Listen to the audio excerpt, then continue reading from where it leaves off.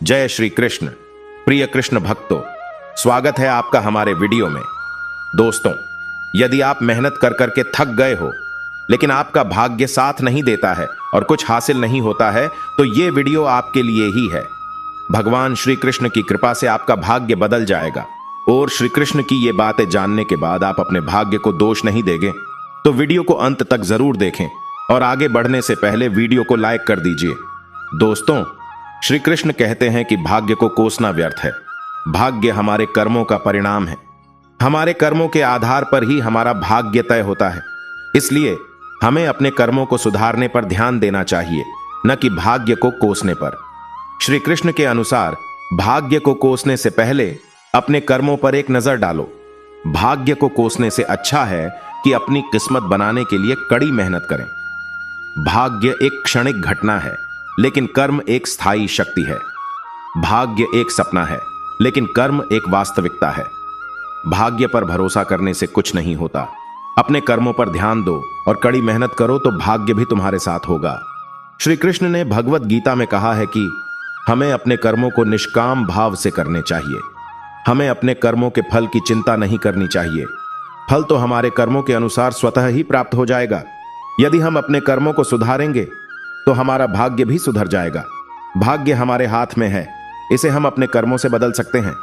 श्री कृष्ण कहते हैं कि भाग्य को कोसने से केवल हमारा समय बर्बाद होता है, यह हमें आगे बढ़ने से रोकता है।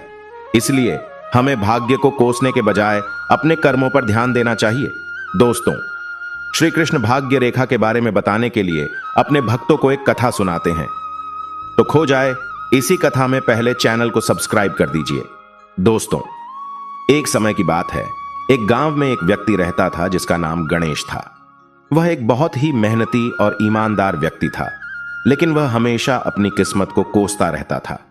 उसे लगता था कि उसकी किस्मत बहुत खराब है। एक दिन गणेश जंगल में काम कर रहा था, तभी उसे एक बाज दिखाई दिया। बाज आसमान में उड़ रहा था और अपने शिकार को पंजों में दबाए हुए था।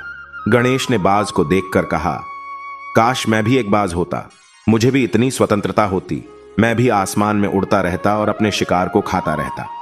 गणेश की बातें सुनकर बाज ने कहा, हे मनुष्य, तुम क्या चाहते हो? क्या तुम वास्तव में एक बाज बनना चाहते हो? गणेश ने कहा, हाँ, मैं वास्तव में एक बाज बनना चाहता हूं। बाज ने कहा, अच्छा, अगर तुम वास्तव में एक बाज बनना चाहते हो तो मैं तुम्हें एक बाज बना दूंगा, लेकिन याद रखना, एक बाज बनने के बाद तुम्हें अपनी किस्मत को कोसने की आदत छोड़नी होगी। गणेश ने कहा, मैं अपनी किस्मत को कोसने की आदत छोड़ दूंगा। बाज ने कहा, ठीक है, तो मैं तुम्हें एक बाज बना देता हूं। बाज ने गणेश को एक जादू की छड़ी से छुआ और देखते ही देखते गणेश एक बाज बन गया। गणेश को अपनी नई जिंदगी बहुत पसंद आई। वह आसमान में उड़ता रहता और अपने शिकार को खाता रहता। वह बहुत खुश था। एक दिन गणेश जंगल में उड़ रहा था कि उसे एक आदमी दिखाई दिया। आदमी बहुत थका हुआ लग रहा था। गणेश आदमी के पास गया और उससे पूछा, तुम इतना थका हुआ क्यों दिख रहे हो? आदमी ने कहा, मैं बहुत दूर से आया हूं। मैं अपने गांव से बहुत दूर निकल गया और अब मुझे रास्ता नहीं पता। गणेश ने कहा, तुम चिंता मत करो, मैं तुम्हें तुम्हारे गांव तक पहुंचा दूंगा।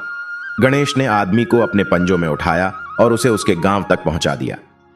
आदमी ने गणेश को धन्यवाद दिया और कहा, तुमने मेरी बहुत मदद की है, मैं तुम्हारा बहुत आभारी हूं। गणेश ने कहा, कोई बात नहीं, मैं हमेशा दूसरों की मदद करने के लिए तैयार रहता हूं। गणेश ने अपनी नई जिंदगी में बहुत से लोगों की मदद की। वह एक अच्छा बाज बन गया। वह अपनी किस्मत को कोसना बंद कर चुका था। एक दिन गणेश ने एक दिन स्वर्ग में एक देवता को देखा। देवता ने गणेश को बुलाया और कहा, हे गणेश, तुमने अपनी किस्मत को कोसना बंद कर दिया है और दूसरों की मदद करना शुरू कर दिया है, इसलिए मैं तुम्हें एक वरदान देता हूं।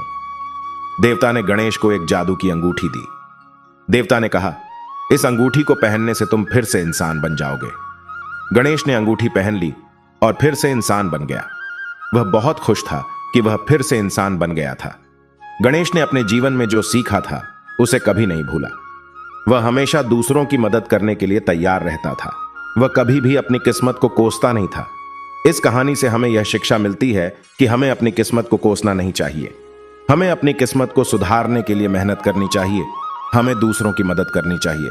दूसरों की मदद करने से हमें खुशी मिलती है और हमारी किस्मत भी अच्छी होती है।